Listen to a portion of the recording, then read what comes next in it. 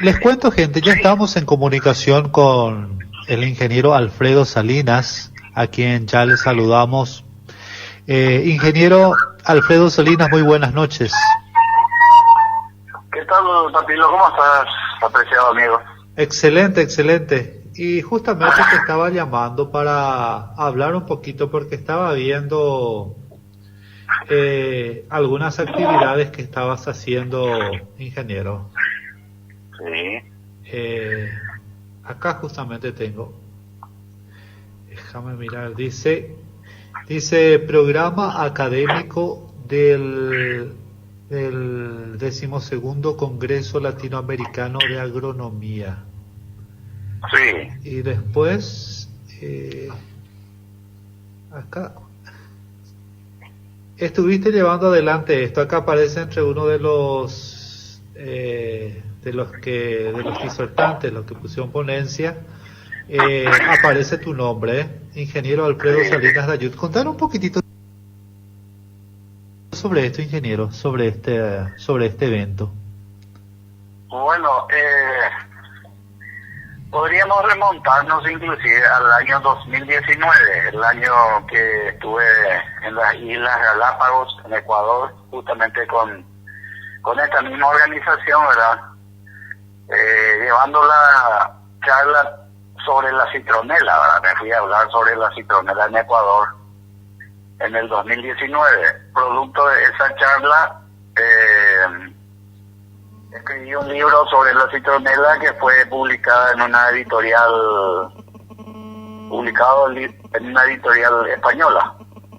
Y posteriormente apareció en un jornal de Florida, en los Estados Unidos, el mismo libro. Gracias a la organización, ¿verdad?, que es el CIDE, que es el Centro Internacional de Enseñanza. Y bueno, el año pasado organizaron el 11º, ¿verdad?, el Seminario Internacional sobre Agronomía, y este año el 12º. Y bueno, envié un trabajo sobre cambio climático, un trabajo que vengo realizando, diríamos, en recopilación de todo el potencial que tiene el Ñembucú ante las adversidades climáticas, ¿verdad?, ya sean inundaciones, sequías, granizadas, todo aquello que hace, aquello que produce el cambio climático, ¿verdad? ¿No? Yo con cambio climático tengo una relación de mucho tiempo. Ya empecé allá en el Chaco. Sí. Y te cuento una anécdota. Estábamos en un taller sobre cambio climático y formamos varios grupos, y yo estuve como monitor en uno de los grupos, estaba como moderador en uno de los grupos, y justamente nuestro tema fue cambio climático, ¿verdad?, del grupo. Estábamos más o menos unas 10 personas, y hicimos una mesa redonda. Y había como, no sé, 100 personas reunidas ahí, pero nosotros estábamos entre 10 en una sola mesa, en un espacio así. Y bueno, empezamos a hablar sobre el cambio climático. Cada uno tenía una opinión diferente, ¿verdad? Y el que estaba a mi lado, uno de los que estaba a mi lado, a mi derecha, desde que empezó la discusión, dijo que el cambio climático era un invento, ¿verdad?, que no existía el cambio climático. Bueno, entonces habló otra persona, dijo que hay que cuidar el bosque, y no, él dijo, no es importante que cuidar los bosques, no existe el cambio climático. Habló otra persona, dijo que hay que cuidar las fuentes de agua, y salió otra vez él a decir, no, es mentira, no tiene nada que ver el agua, acá no es problema el agua, tenemos mucha agua. Y así, ¿verdad? Cada vez que hablaba una persona, salía él a refutar todo lo que se decía sobre el cambio climático. Y después medio que ya me molestó, ¿verdad? Y le dije, señor, disculpe, señor, le dije, ¿usted quién es? Le dije. Porque pensé que era una persona que entró justamente para incidentar nomás ahí.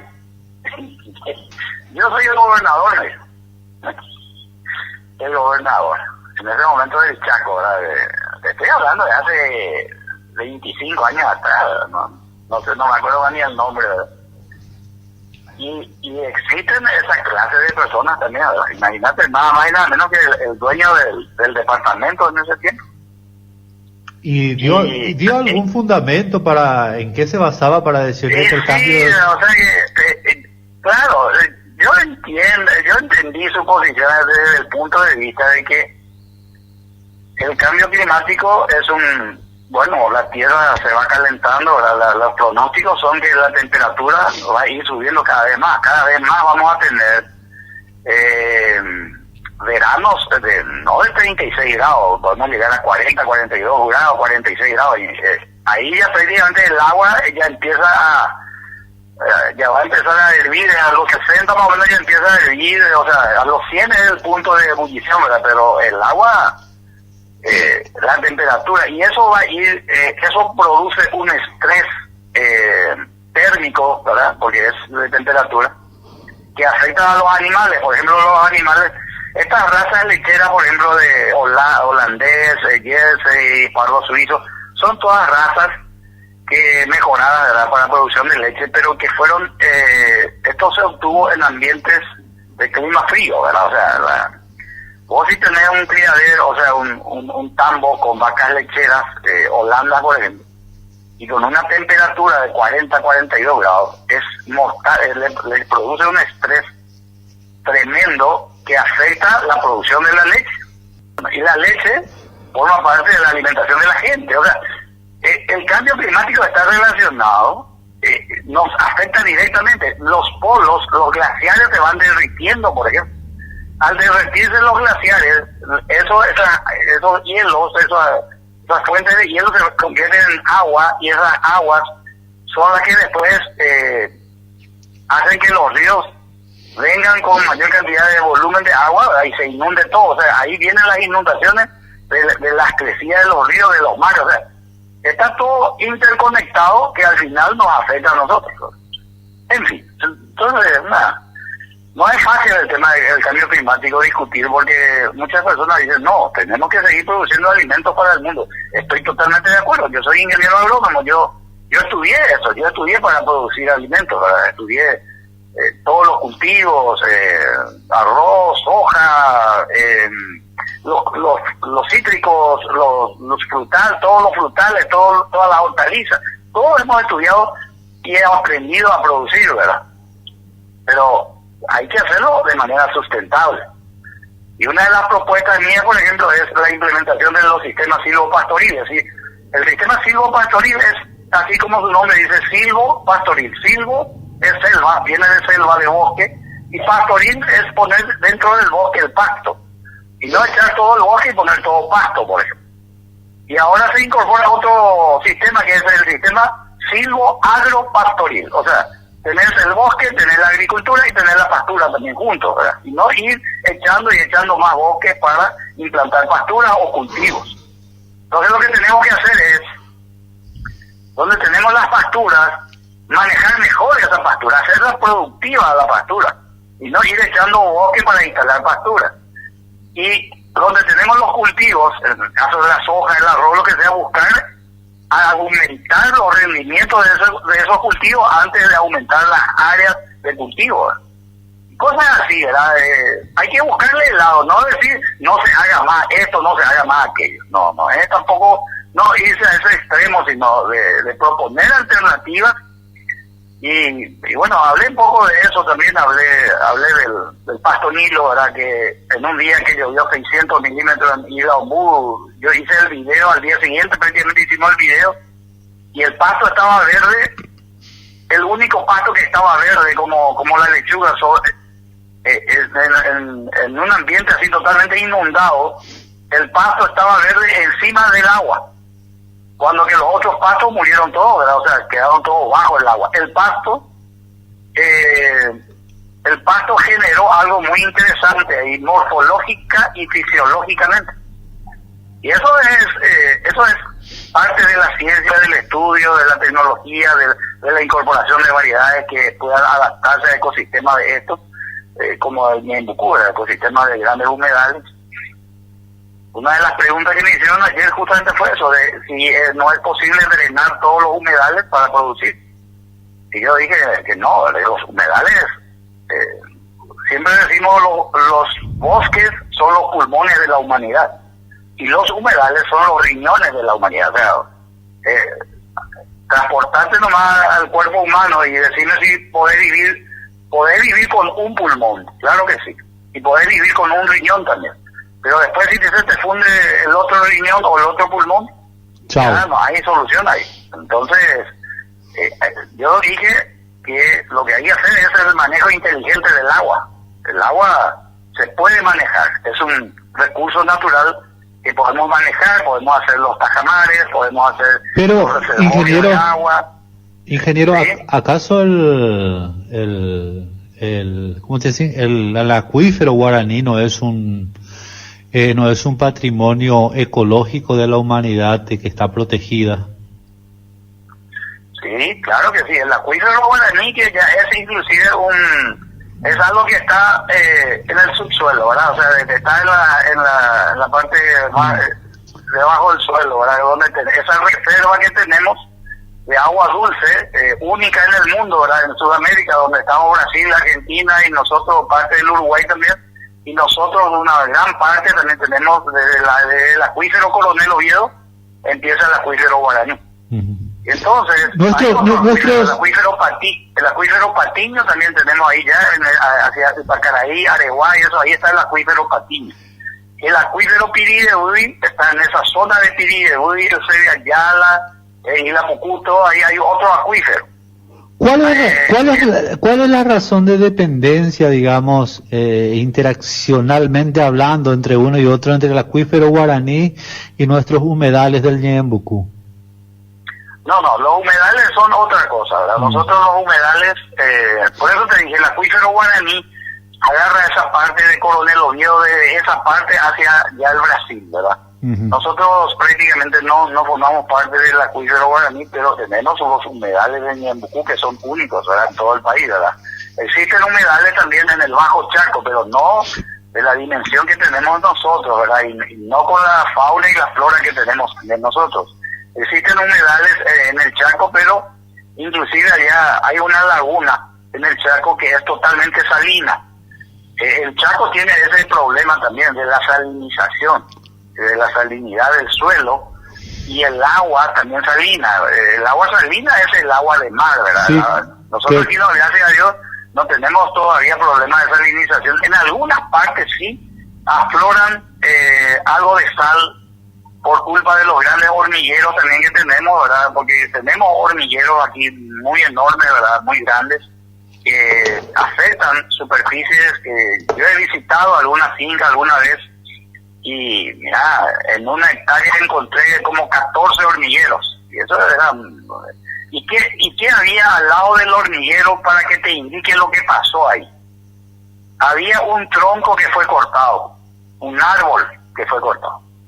Y lo que pasa es que en el bosque es un ecosistema aparte, ¿verdad? El bosque, ahí están todas las hormigas, todos los seres vivos, ¿verdad? Ahí se interactúan ellos y no le afectan a nadie. Pero vos le cortás el bosque, le destruís el hábitat natural a esas hormigas y empiezan a salir ellas a buscar el alimento. Entonces, yo creo que tenía fotos de eso, ¿verdad? Al lado de un feroz hormiguero, un feroz tronco también que fue cortado, ¿verdad? O sea, un árbol que fue cortado. Y por el tamaño del tronco te das cuenta que era un árbol de más de 100 años. Y entonces, ahí empieza el desequilibrio del medio ambiente, ¿verdad? Lo que tenemos que hacer es la producción sustentable, y eso significa respetando los recursos naturales. Es decir que puede haber un equilibrio entre producción y cuidado también del medio ambiente. ¿Se puede dar esto? Sí, bueno, es toda una filosofía de trabajo y de vida mismo, digo yo, porque así como se habla de la biotecnología, ¿verdad? Yo apoyo también la biotecnología, ¿verdad? Pero la biotecnología aplicada con ética. La ética, si yo voy a descubrir algo, tiene que ser para la gente que más necesita, ¿verdad? Porque los grandes productores, los que trabajan en las grandes empresas multinacionales, ellos tienen su tecnología, su biotecnología implementada y que hace años están utilizando. Pero ese productor nuestro, que tiene su lecherita de 3 litros, de 4 litros. Si nosotros podemos levantar de él a 10, a 12, a 15 litros por día, ahí esa tecnología, y que es también biotecnología, porque esa lecherita criolla fue inseminada, por ejemplo, con un semen de una raza de alta producción. Ahí eso ya es biotecnología, ¿verdad? Eso sí. ya es una biotecnología, porque incorporaste una vida dentro de otra vida, ¿verdad? Y mejoró el sistema de producción. Y esos son los planteamientos que yo hago, ¿verdad? De utilizar la biotecnología para beneficio de la gente que más necesita. ¿Y la gobernación está haciendo eso? Por ejemplo, el tema esto de mejoramiento de las razas, el mejoramiento de la genética, por ejemplo, de los pequeños ganaderos, de los pequeños productores ganaderos, por medio de la inseminación artificial, ¿verdad? Que en realidad te resulta. Sí. Están trabajando muy bien en ese aspecto, ¿verdad? Y he visto ya inclusive los primeros terneros que salieron mejorados ya de diferentes razas. ¿Cómo salen? ¿Salen como híbridos o salen totalmente, vamos a suponer, salen como mestizos, digamos? Claro, no son pura sangre, ¿verdad? Porque la mitad de la sangre tiene 50% tiene de raza criolla, quizás. Ahora, si inseminado sobre una raza ya mejorada, sí, quizás ya va a salir ya con un mayor porcentaje de pureza. Pero ya es un paso importante, ¿verdad? Este trabajo de la inseminación y el trabajo de la alimentación, que están haciendo muy bien en la gobernación, son dos componentes de otros 2 componentes más que forman la tasa de procreo, se llama, ¿verdad? Que tiene 4, es como una mesa de 4 patas, ¿verdad? Sí. Entonces, una de las patas es la genética, esto que están haciendo, la inseminación, está muy bien. La segunda pata es la alimentación, la nutrición, están haciendo, está muy bien. La tercera pata es la sanitación, o sea, de nada te sirve un animal mejorado genéticamente, alimentado, pero lleno de bichos dentro, ¿verdad? O sea, lleno de parásitos, ya sea dentro o fuera de sí.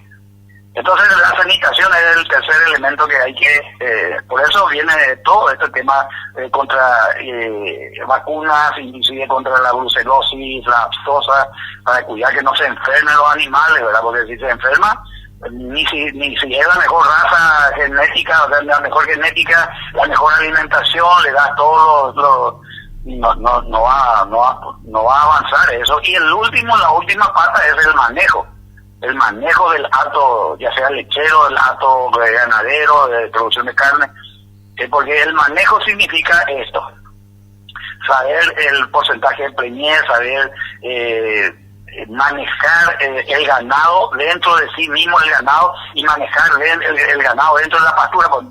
No podés meter, por ejemplo, 100 cabezas en una hectárea, pues no se puede eso, porque no vas a fundir una hectárea de pastura mejorada probablemente que tenía, y esas 100 cabezas tampoco se van a nutrir bien, ¿verdad? Porque van a competir entre ellas, y eso es el manejo ya.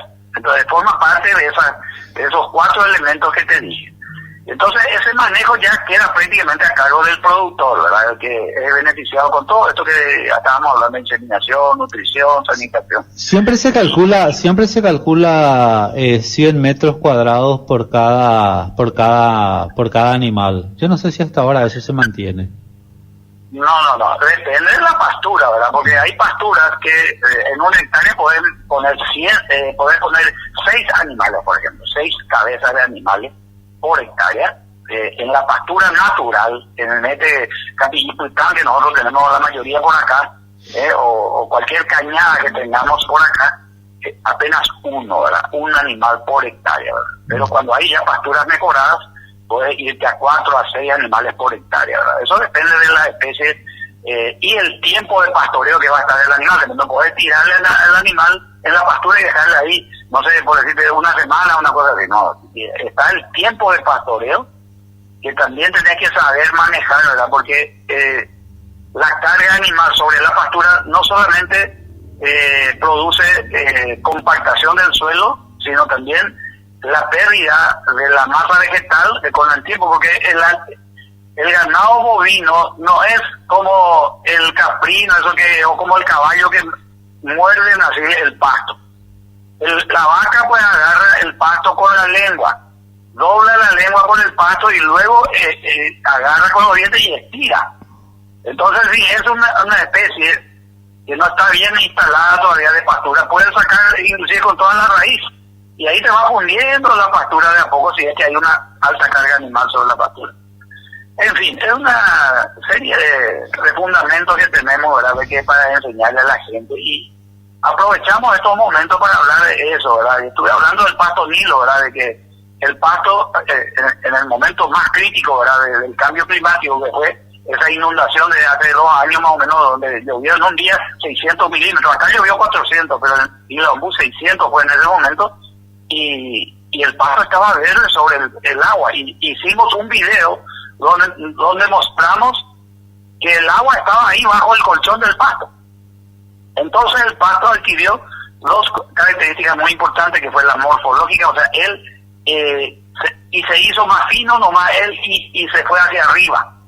O sea, fisiológicamente cambió de forma, morfológicamente cambió de forma, y fisiológicamente empujó la planta, la raíz empuja, ¿verdad?, con todos los nutrientes hacia arriba, ¿verdad?, y va el crecimiento hacia arriba y sube encima del agua. Esa es una característica muy importante del pasto Nilo. El pasto Nilo, acá yo escribí, no sé, ya quizás 5 o 6 artículos sobre el pasto Nilo, y yo creo que hasta podría escribir un libro ya con toda la información que tengo. Hay videos de pasto Nilo en YouTube, videos nuestros, ¿verdad?, mostrando todo eso, ¿verdad? Porque una cosa es decir, esto que estamos hablando, estarán escuchando muchas personas, ¿verdad?, y a lo mejor muchos dicen, este es algo siguiente. No, están los videos donde pueden mirar y ver in situ, ¿verdad?, cómo nosotros hicimos todos estos trabajos, y que sinceramente a mí me ponen muy orgulloso, ¿verdad? Son trabajos nuestros que están ahí todo el mundo, ¿verdad? A mí me llaman a veces gente de Escocia, me llaman de Estados Unidos, porque hay mucha gente, muchos paraguayos que vienen a Estados Unidos, pero que tienen ya en Paraguay granja o estancia, inclusive algunos, y vieron el pasto y bueno, querían llevar también el pasto a sus estancias. Y siempre hablamos con esa gente, ¿verdad? Y te cuento una anécdota, ya que estamos en Estados Unidos y todo eso. Me llama un tipo que es el encargado de un ARAS allá en Estados Unidos, y ARAS es el lugar donde se cuidan a los caballos, ¿verdad? O sea, ellos se dedican a la producción, diríamos entre comillas producción, ¿verdad?, de caballos de salto, esos caballos que saltan ¿cómo se llama?, esas barreras que se les ponen y saltan, eso es todo un deporte. Sí. ¿Y sabes cuánto sale un caballo de salto de este tipo que me llamaba a mí, me contaba su trabajo? Yo le decía, ¿en qué vos trabajáis? Yo cuido caballos, pero son caballos. Sale hace poco vendió mi patrón un caballo por $5 millones a Londres, le vendió a un británico, no sé qué, ahí para entender cuánto sale un caballo de salto. $5 millones. Y le dije, ¿no me puede pasar alguna foto? No, tenemos totalmente prohibido sacar fotos y enviar eso, no puedo hacer. Me dijo, no, si me pillan eso, yo quiero mi trabajo. Y o sea que dentro de la producción animal hay cosas maravillosas, ¿verdad?, que cuando uno gracias a las redes sociales esto se sabe todo, ¿verdad? Y lo de ayer, no, en mi exposición de ayer, yo estuve hablando de las potencialidades del Ñeembucú, que acá es muy difícil que nosotros, ante un evento climático muy fuerte de inundación o sequía prolongada, podamos necesitar alimentos, pero, o sea, no tengamos ya ni qué comer, porque se inundan todos los campos, no vas a poder más sembrar, ¿verdad?, no vas a poder producir. Si viene una sequía prolongada, la misma cosa, o si viene una graniza, pero tenemos alternativas, ¿verdad?, como yo estuve mencionando, ¿verdad?, ese cerdo caracolero que nosotros le decimos acá, el cerdo caracolero, medio que es discriminado el cerdito ese, porque no es lo lindo, ¿verdad?, es medio feito, es así negrito. Pero tiene un sabor especial ese. Y la gente también no quiere comer porque dicen que tiene el olor al caracol, porque el sabor del caracol le pasa a la carne, y bueno, y por eso no quieren comer mucha gente. Yo ya probé el cerdo caracolero, ¿verdad? Y les puedo asegurar de que no es cierto. Tiene su técnica, ¿verdad? De cómo cocinar, ¿verdad? El cerdo que yo comí se puso a las 3 de la tarde sobre la parrilla y a las 8 de la noche comimos. O sea que 5 horas estuvo hirviendo ahí con su propia grasa, y esto no se peló ni nada, ¿verdad? No se longeó, se dice longear, se dice sacarle todo el pelo, ¿verdad? Y así mismo se partió en el medio del cerdo y se puso sobre la parrilla y se cocinó del lado del pelo, de los pelos de ahí. Ese lado se cocinó durante 5 horas, y después cuando comí yo dije, pero parecía pollo, ¿verdad? Parecía un pollo asado, una cosa así, ¿verdad? Una cosa impresionante. Y yo dije, ahí dejé. Pero tiene su técnica, lógicamente tiene seguramente algún condimento que se le pone, no sé, yo no, ya en ese campo ya no entro más a discutir, ¿verdad? Algún chef quizás sepa que cómo hacer eso, pero la gente también dice que sacando ese cerdo caracolero, no sé, una semana antes, y le dan mandioca, maíz, batata, lo que sea, una semana vos faenás y ya no tiene más ese olor al caracol. Pero, ¿qué es lo que tiene ese cerdo caracolero de interesante ante el cambio climático? Tiene un gen que le ayuda a resistir a ambientes extremos, porque él está siempre ahí en el estero comiendo lo que hay, ¿verdad? Comiendo el caracol, comiendo. Y si viene un cambio climático que afecte a nuestra producción animal o vegetal, esos tipos de animales nos pueden salvar a nosotros para seguir alimentándonos. Y otra cosa muy interesante, y esto ya es biotecnología, sacar ese gen de ese cerdo que resiste a ambientes extremos y colocarle al gen del larway, ¿verdad? Que es este cerdo grande, blanco, grande, puro jamón.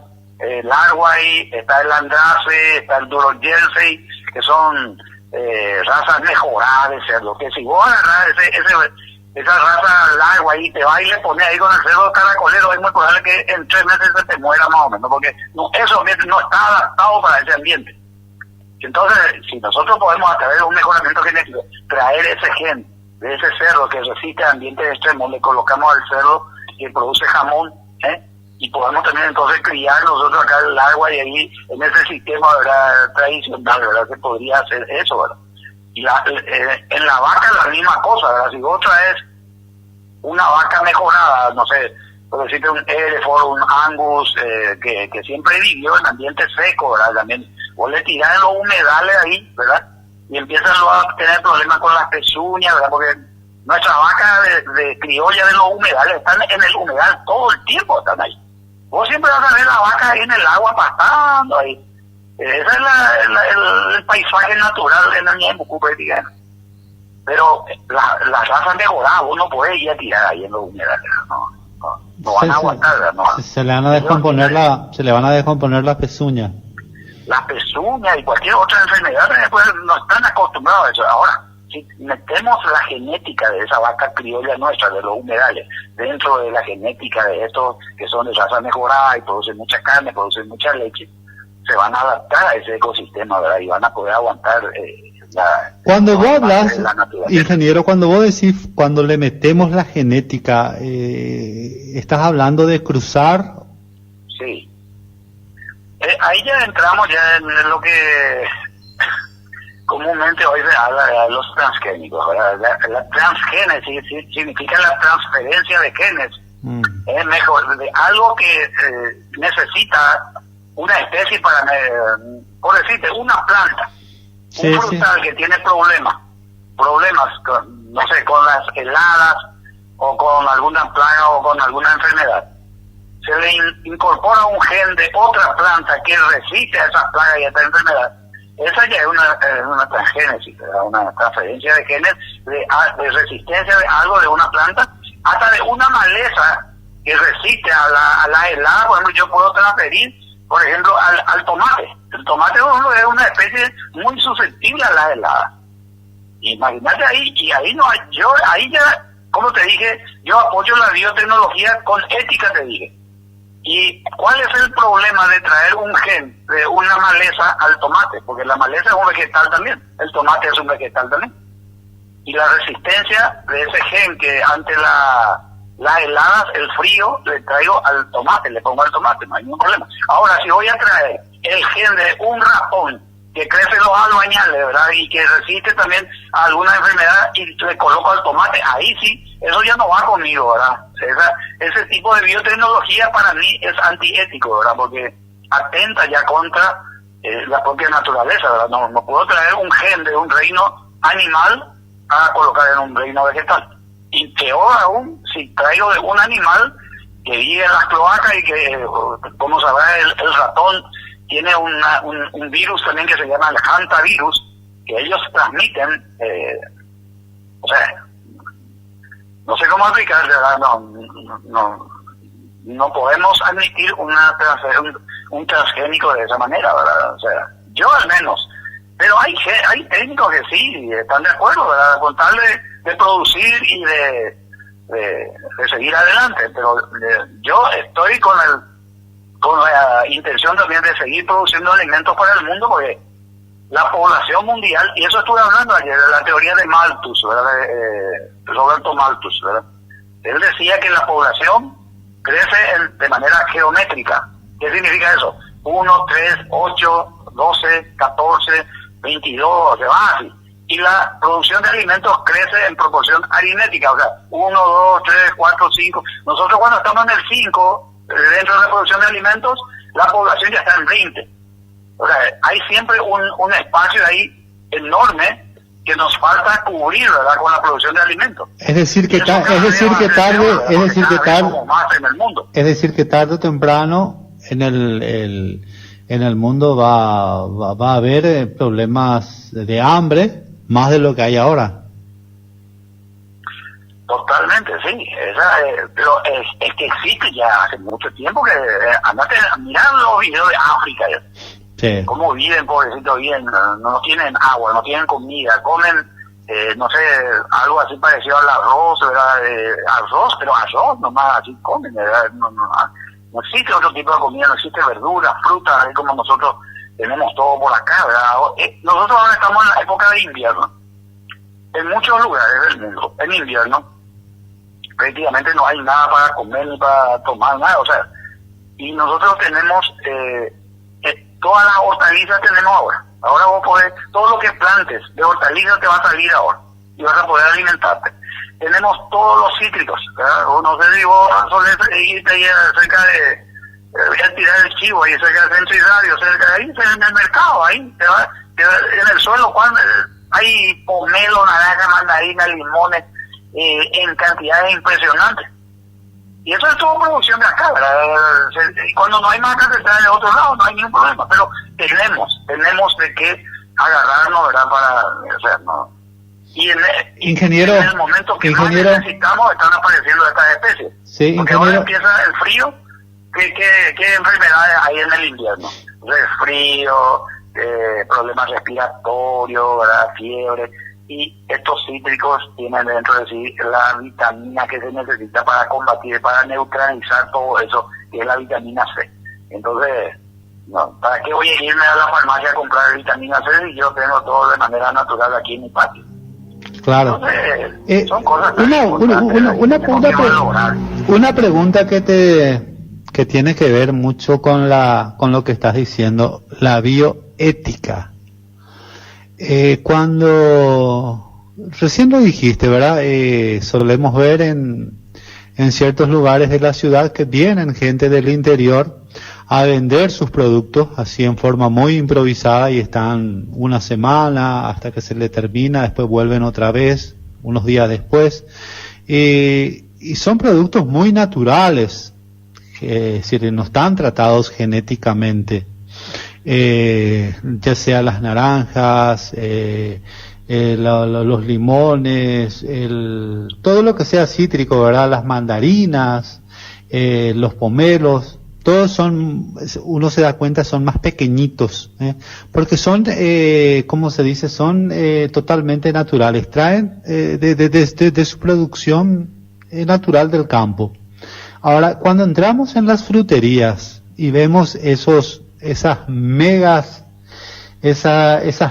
naranjas que parecen un coco, esos cocos esos cocos que tienen agua adentro, esas naranjas gigantes, cuando vemos esas mandarinas que tienen proporciones enormes y toda esa cuestión, ¿verdad? Que es evidentemente que están tratadas genéticamente para tener ese tamaño y ese tipo de producción. Esto muchos hablan, ¿verdad? Y por eso yo te pregunto, muchos hablan de que es mejor consumir algo que no esté tratado genéticamente por la posibilidad de algún tipo de peligro al hacer ese tipo de procedimientos, ¿verdad? No sé qué me puede decir al respecto. Mira, te voy a decir una cosa, no hay que irse a los extremos tampoco, ¿verdad? Ni si no vamos a entrar en pánico de todo lo que nos vamos a una frutería y miramos y tenemos... Hay especies que se mejoraron notablemente, así como el ganado también se mejoró notablemente, la raza de ganado, y tenemos ahora ganado que producen cualquier cantidad de kilos de carne, y también las naranjas que fueron mejoradas genéticamente, pero no necesariamente transfiriendo genes, sino mejorando la variedad, la naranja ombligo es una variedad mejorada de naranja.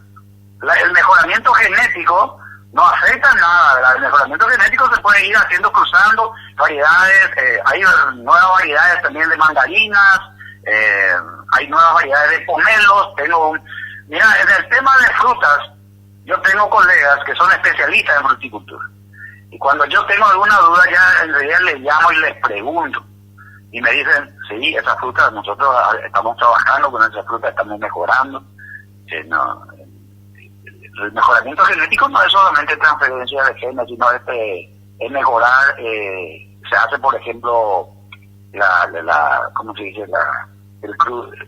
Para cruzar una especie con otra,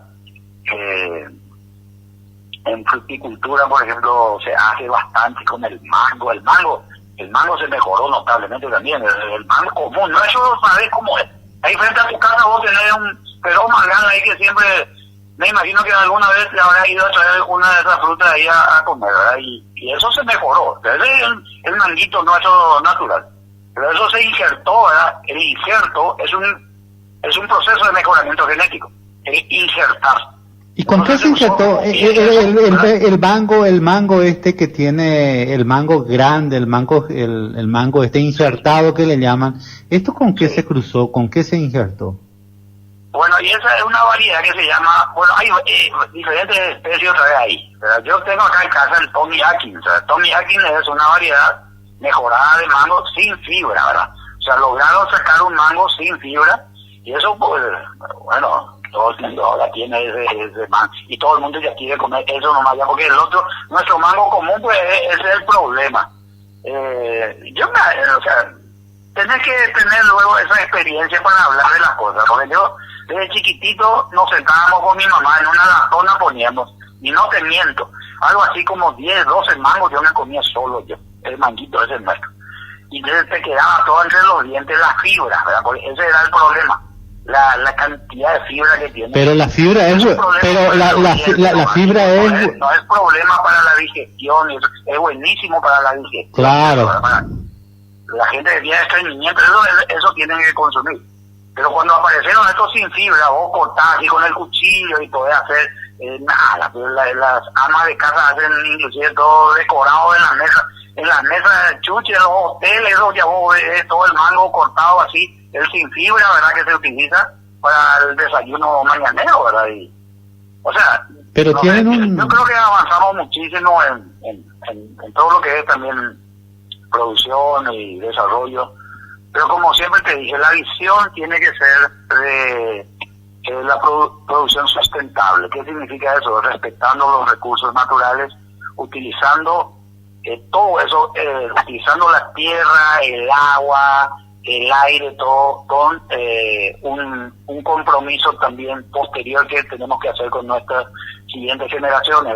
A mí me gustaría que mis hijos sigan disfrutando del bosque, sigan disfrutando del arroyo Ñembucú, del agua dulce, de los humedales, que sigan viendo los carpinchos, los yacarés, los ñandúes, que sigan viendo siempre, ¿verdad? Así como yo he visto durante toda mi vida acá, ¿verdad? Ingeniero. Y eso significa sustentabilidad, ¿verdad? O sea, que eso no se acabe nunca, ¿verdad? O sea, tenemos Sí. que luchar para que preserve siempre eso. Mira, Esa especie de la fauna nativa, ¿no? Yo enseño ciencias naturales y salud, enseño en los colegios. Sí. Ingeniero, Siempre le digo a mis alumnos. ingeniero, tenemos que irnos a una pausita, pero antes de eso te quiero hacer una pregunta. Sí. Con respecto a esto, recién estuviste hablando que tenemos que cuidar nuestra agua dulce. ¿Por qué? Porque es el agua que tomamos. Nosotros tomamos agua, nuestra agua del río Paraguay, del río Ñembucú, que están filtradas. Ahora, ¿cómo podemos cuidar ante la contaminación? A mí me preocupa mucho la contaminación de las aguas, porque se habla mucho de que nuestras aguas podrían tener una cantidad elevada de metales pesados, mucho más de lo que generalmente se pueda admitir, entre comillas. Y esto sabemos de que esto aparecen directamente en el grifo, porque la ESAP no tiene una infraestructura para poder filtrar el metal pesado y dejar de lado, sino que ellos lo que hacen es filtran el agua para que sea cristalina y después le hacen una sanitación para matar todos los microorganismos y hasta ahí llegan. No tienen, por ejemplo, para el tema de los metales pesados filtrar, porque es una tecnología muy cara. ¿Y cómo podemos nosotros? El otro día hablé con una persona de la Universidad de Pilar y me dice, nosotros tenemos aquí la infraestructura para detectar metales pesados en una muestra de agua que sale de tu canilla, pero lo que no tenemos es para saber la cantidad de metales pesados que hay. Entonces, si no sabemos la cantidad, es como si fuese de que salimos en la nada, porque te pueden decir, no, si no sabes la cantidad, puede tener una cantidad muy mínima, que eso se da por, no sé, no quiero decir que se da por normal, pero no sería una situación grave. Pero a mí me causa extrañeza como un ciudadano común, porque por la cantidad de cáncer que hay en la ciudad de Pilar desde hace ya un buen tiempo. Antes nuestros padres, nuestros abuelos no tenían existía el cáncer, pero no en estas proporciones, ¿verdad? Y yo me pregunto, ¿será el agua? ¿Serán los peces que estamos consumiendo también? Porque si el agua, también los peces. Nunca enfocaste un estudio para ver los problemas que pueden tener nuestros recursos hídricos de agua dulce, ingeniero? Mira, buenísima tu pregunta. Y yo vos sabés bien cómo yo me manejo, ¿verdad? Yo me manejo por mi cuenta, ¿verdad? Yo no tengo recursos económicos, yo no tengo una infraestructura, no tengo un laboratorio, no trabajo con la CONACYT, que es el Consejo Nacional que pagan por cualquier tipo de investigación que vos hagas, ¿verdad? Y donde hay muchos recursos económicos, ¿verdad? Si tenés recursos económicos, vos podés hacer todas las investigaciones que quieras. Mira, te cuento algo, ¿verdad? Y te invito, aprovecho para invitarte. Uh-huh. Hace rato que venimos con mi señora buscando un lugar para nuestra jubilación, ¿verdad? Para irnos a ver el atardecer ahí, porque eso es lo que quiero hacer cuando me jubile, ¿verdad? Sentarme en un sillón, escribir mi memoria, escribir algún libro, y vivir el campo, y estar al lado de un monte. Y por esas cosas en la vida, estábamos ya a punto de conseguir en algún lugar y aparecía un problema. Nos íbamos a otro lugar, aparecía otro problema. Siempre en Ñembucú hay un problema, parece que es congénito, ¿verdad? Que es el tema de los títulos de propiedad, ¿verdad? Siempre hay cesión de derecho de aquí para allá. Y vos cuando compras una propiedad con cesión de derecho, al final de cuentas prácticamente no es, está a tu nombre, pero no es tuyo y no es tuyo también, porque se tiene que abrir una sucesión de otra sucesión que de otra sucesión que no se abrió. O sea, te descuidas y algunas veces tenés que abrir 4 o 5 sucesiones para poder titular a tu nombre. Y ese era nuestro problema hasta que hace poco logramos nuestro objetivo, ¿verdad? Pero no en una pequeña superficie, 5 hectáreas. ¿A dónde? 90% de esas 5 hectáreas es monte. ¿A dónde es? Monte natural, nativo. Y te voy a llevar, yo no sé, no creo que no te pasé ningún video todavía, porque hice algunos videos. Sí, pero ¿en qué parte del Yembucú? Contame. A 20 minutos de aquí, de mi casa, a 20 minutos. Te vas en Quinta y venís en Quinta, brother. Medina es la... Ah, compañía Medina. Medina. Ah, mira vos. Es un lugar hermosísimo, será. Y el fondo de nuestra propiedad linda ahora con el arroyo, Yembucú. Eso sí que es una cosa, tenés que ver para creer lo que te estoy diciendo, ¿verdad? Porque es algo antiestrés total, ¿verdad? Primer punto, ¿verdad? Y segundo punto, que estamos empezando un sueño. Quizás ya muy tarde, ¿verdad? No sé, yo tengo 61 años ya. Pero me encanta el lugar y no es para nuestros hijos. Nosotros los padres, pues siempre al final de cuentas, ¿a quién vamos a dejar todo lo que tenemos? O lo poco o lo mucho que tenemos. Son para nuestros hijos nomás, otra vez, al final de cuentas trabajamos para ellos. Y bueno, es un lugar maravilloso, ¿verdad? Y por esas cosas de la vida, gracias al internet y a los contactos que tenemos a nivel internacional, estamos con un proyecto bastante interesante de crear algo ahí, ¿verdad? De crear una especie de centro de investigación, pero con un enfoque social, ¿verdad? Un enfoque de preservación también de algunas especies en vía de extinción que tenemos. Por ejemplo, el apacho negro es una especie en vía de extinción. Y sabes que la corteza del apacho negro, ¿por qué se fue a extinción prácticamente la especie? Porque se empezó a cortar la corteza de los lapachos. Por supuesto se secaron los árboles después. La corteza es anticancerígena 100%.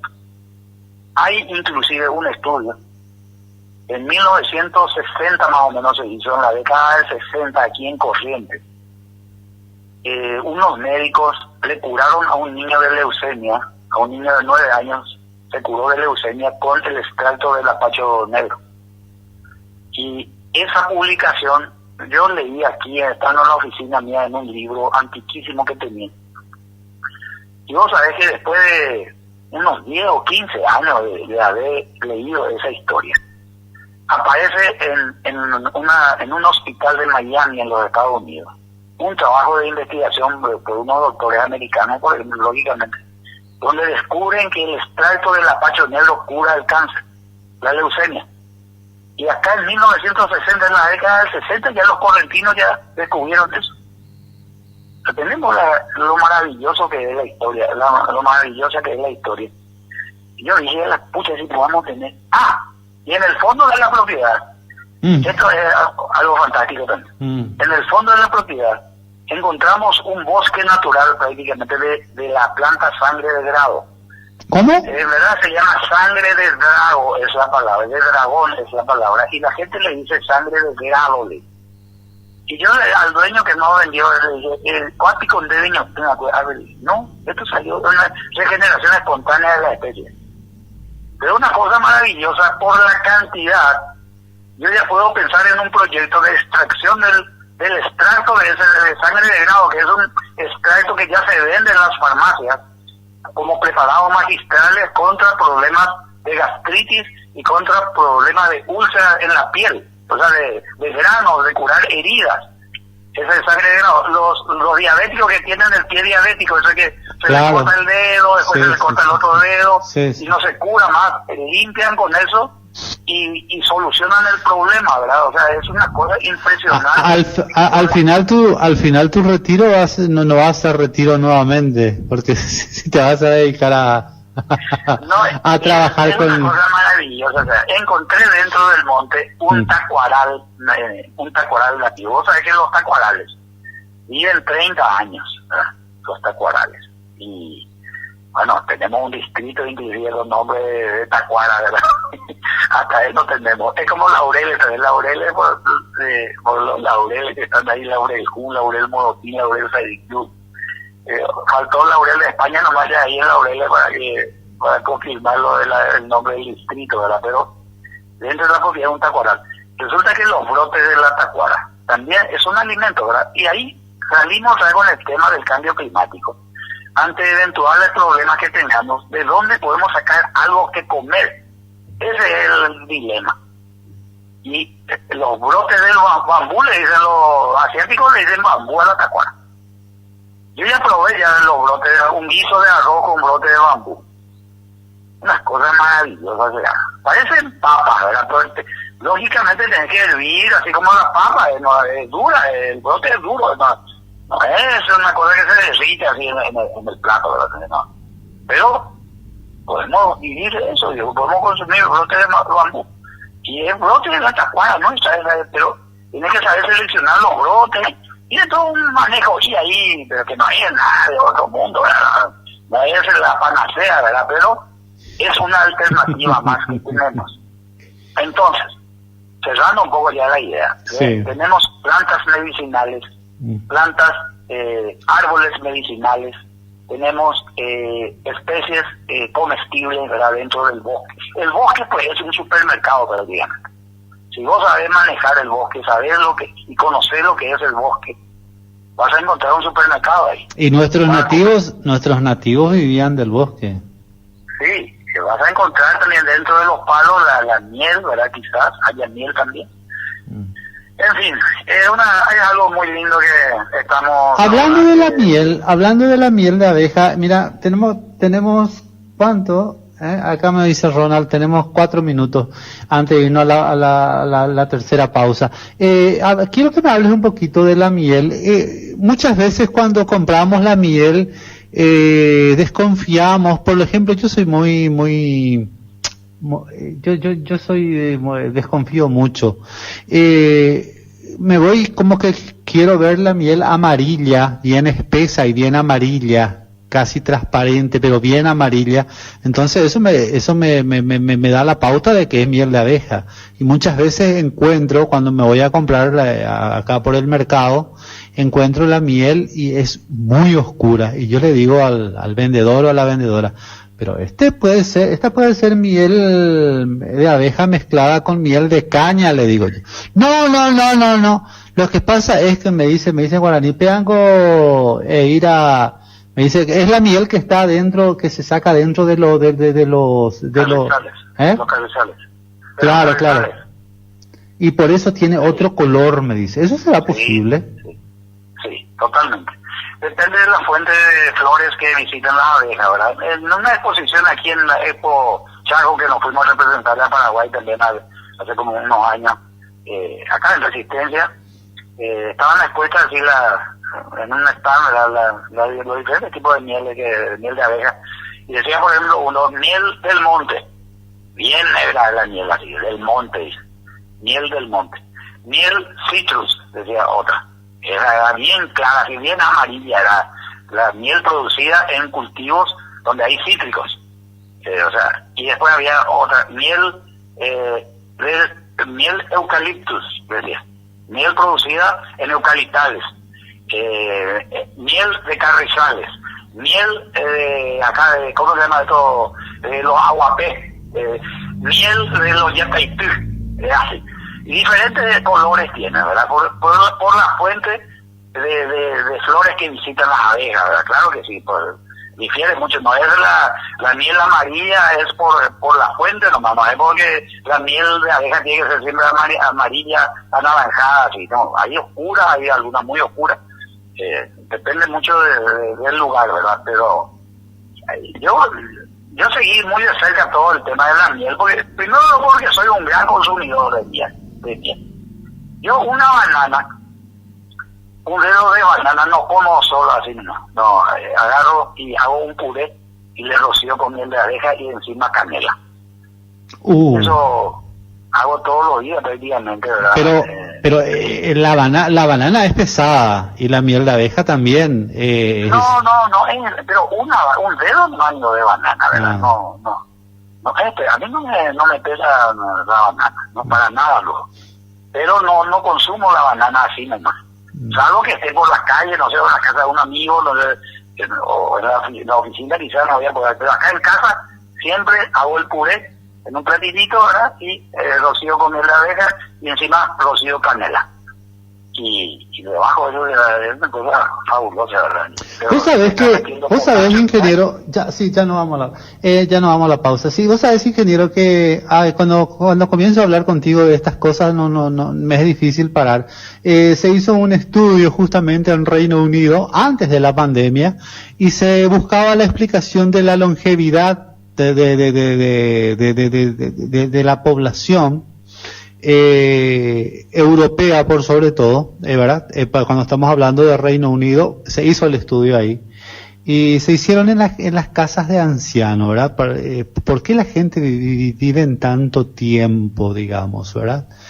Por sobre todo en Europa, ahora con el tema del COVID murieron una cantidad y desaparecieron prácticamente una generación de ancianos, pero y se descubrió que era por el desayuno que se utiliza tradicionalmente en Europa, que es con las tostadas que ellos utilizan mucho, que es el pan tostado, que nosotros tal vez no utilizamos tanto, no sé si acá la población siempre tuesta el pan, generalmente comemos el pan así nomás, el pan tostado pero con miel de abeja, miel con canela, miel de abeja mezclado, ¿verdad? La miel de abeja mezclan con la canela y arman como la miel se vuelve mucho más negra por la canela y eso le ponen por la tostada y es algo tradicional en Europa en el tema del desayuno, ¿verdad?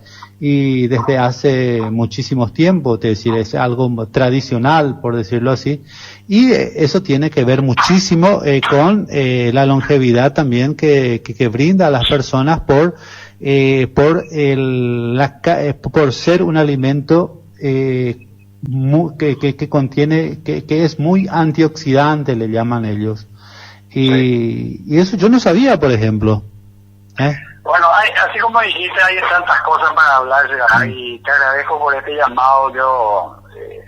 Si entramos, hay tantos temas, ¿verdad?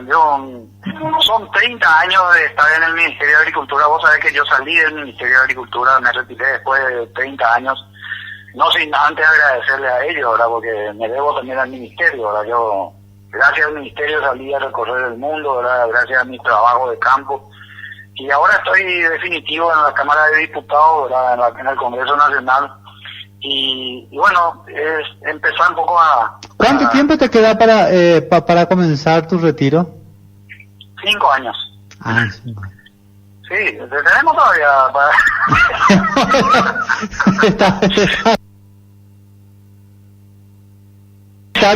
porque después le voy a tener que llamar al ingeniero desde Medina. para hablar sobre su producción de, ¿cómo es? La producción de sangre de dragón que te vas a... de todo un poco vamos a hablar ahí. El campo es una biblioteca abierta, biblioteca natural, ¿verdad? Que tenés ahí para hablar. Sí, enviar algunos videos que hice y fíjate nomás, y escuchar lo que digo ahí. Hablo inclusive de la conexión de los árboles entre sí, dentro del bosque, ¿verdad? Una cosa importantísima. Pero hay que demostrar eso, pues.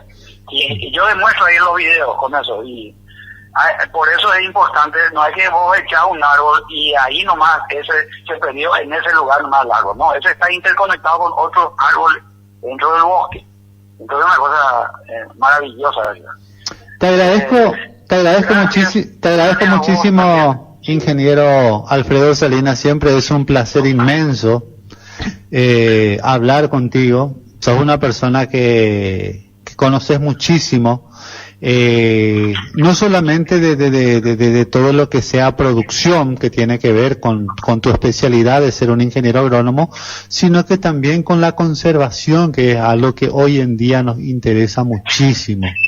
Y bueno, y vamos a seguir hablando, vamos a seguir dando seguimiento a todos estos trabajos que vas realizando y por sobre todo las investigaciones, ingeniero. Te agradezco mucho la nota.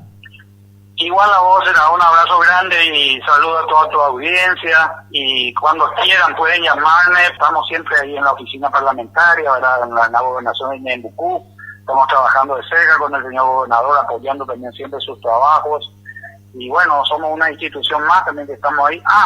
Me olvidé, no te dije que tenemos algunas declaraciones de interés que logramos también en estos últimos tiempos, gracias también al apoyo de la Junta Departamental, y que oportunamente vamos a estar hablando un poco de eso también, porque son resoluciones muy importantes que emite la Junta, ¿verdad?, Departamental para beneficio de todo el departamento de Ñembucú, y que fue gracias a un trabajo coordinado que hicimos juntos con ellos. Así que después me gustaría hablar un poco en otro programa contigo de eso. En el transcurso de esta semana vamos a estar hablando de ello, ingeniero. Te agradezco muchísimo la nota.